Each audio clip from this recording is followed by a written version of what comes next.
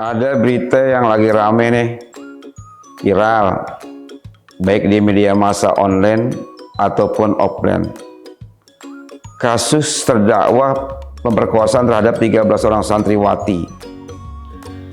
Info yang aneh baca nih, pas sidang di Pengadilan Bandung, terdakwa awalnya divonis hukuman penjara seumur hidup. Namun di sidang berikutnya dijatuhi vonis hukuman mati. Nah, pertanyaan aneh nih buat teman-teman penyuluh hukum. Aneh sih nggak mau bahas kasusnya, cuman aneh kepo aja. Kenapa itu dalam persidangan vonis hukumnya bisa berubah-ubah? Apa sih yang menyebabkan vonis itu bisa berubah? Dan kasus-kasus apa aja yang bisa dijatuhi hukuman mati? Mohon infonya biar aneh nggak gagal paham.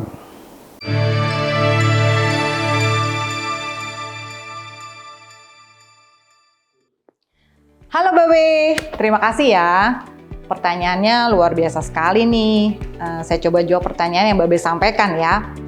Jadi tadi kan Babe menanyakan bagaimana sih tuh vonis hakim gitu ya, putusan pengadilan yang tadinya hukuman penjara seumur hidup, kok bisa jadi hukuman mati, kok bisa berubah seperti itu gitu ya. Nah, sebelum saya menjawab pertanyaan itu, ada baiknya terlebih dahulu saya menyampaikan tentang prinsip kebebasan hakim dalam memutus suatu perkara. Jadi ketika suatu kasus itu sudah masuk pada ranah pengadilan, maka itu menjadi kewenangan hakim untuk memutus suatu perkara. Nah, prinsip kebebasan hakim ini merupakan bagian dari kekuasaan kehakiman. Nah, dasar pengaturan kekuasaan kehakiman itu diatur di dalam Undang-Undang Dasar 1945 Pasal 24 Ayat 1 yang menyatakan bahwa kekuasaan kehakiman itu adalah kekuasaan negara yang merdeka dalam menyelenggarakan fungsi peradilan untuk menegakkan hukum dan keadilan berdasarkan Pancasila dan Undang-Undang Dasar 1945.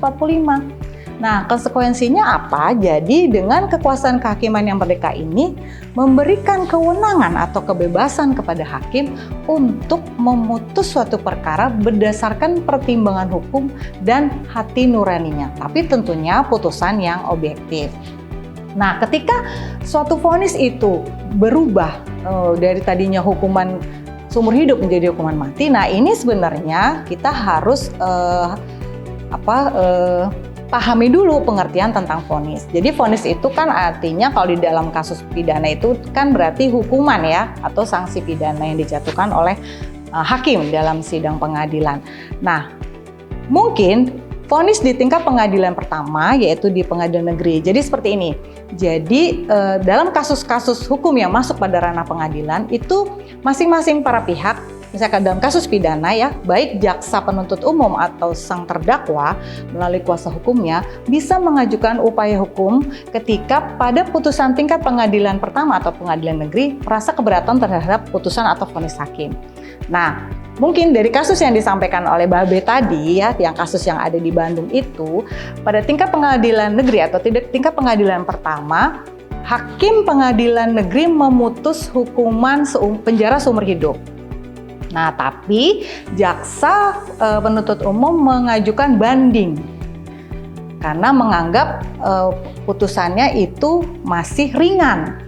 Nah, mengajukan banding, kemudian hakim di pengadilan tinggi memutuskan hukuman mati karena menurut pertimbangan hakim itu merusak atau mengganggu rasa keadilan yang ada di masyarakat seperti itu ya, dan itu sah-sah saja karena hakim dalam memutus suatu perkara itu prinsipnya bebas, tidak boleh terikat oleh siapapun, independen dan tidak boleh mendapat tekanan dari manapun, sehingga diharapkan menghasilkan suatu putusan yang objektif.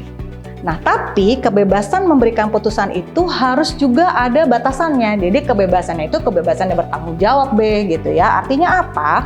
Kebebasan itu dibatasi oleh regulasi atau peraturan perundang-undangan yang berlaku dan hukum acara pidana yang berlaku ketika kasus itu adalah kasus pidana seperti itu. Jadi tetap ada koridornya. Makanya disampaikan atau bisa disebut kebebasan hakim adalah kebebasan yang bertanggung jawab seperti itu.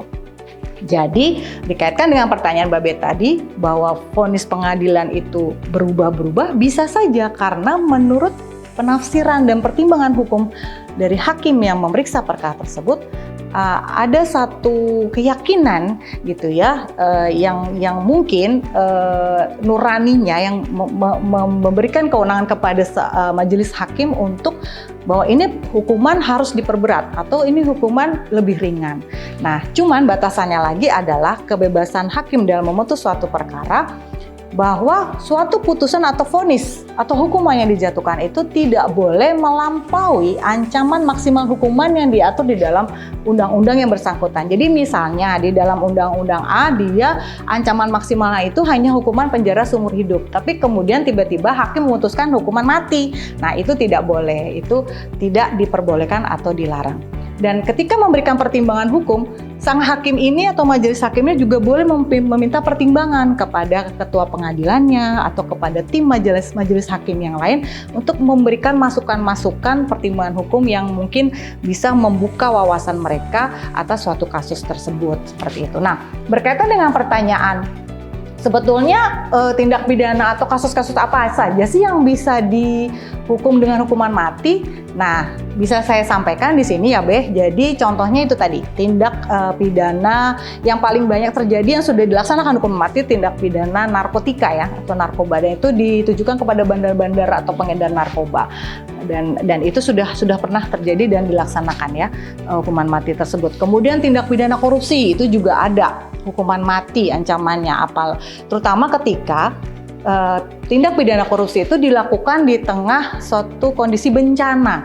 Misalnya contohnya dalam kondisi pandemi COVID-19 ini, seseorang melakukan korupsi padahal di saat kondisi keuangan negara ini sedang bisa dibilang semua tertuju untuk penanganan COVID-19, malah enak-enaknya dikorupsi. Nah, itu bisa diancam maksimal dengan hukuman mati. Kemudian tindak pidana terorisme, karena ini 3 tindak pidana ada tindak pidana atau kejahatan yang sangat luar biasa.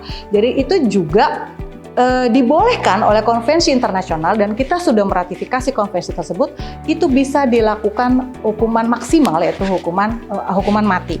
Kemudian tindak pidana ruda paksa yang seperti terjadi di Bandung, artinya ada paksa dan perkosa anak yang menimbulkan korban dan korbannya lebih dari 1 anak, gitu, lebih dari 1 orang. Itu menurut Undang-Undang 35 2014 tentang perlindungan anak itu boleh diancam maksimal dengan hukuman mati seperti itu.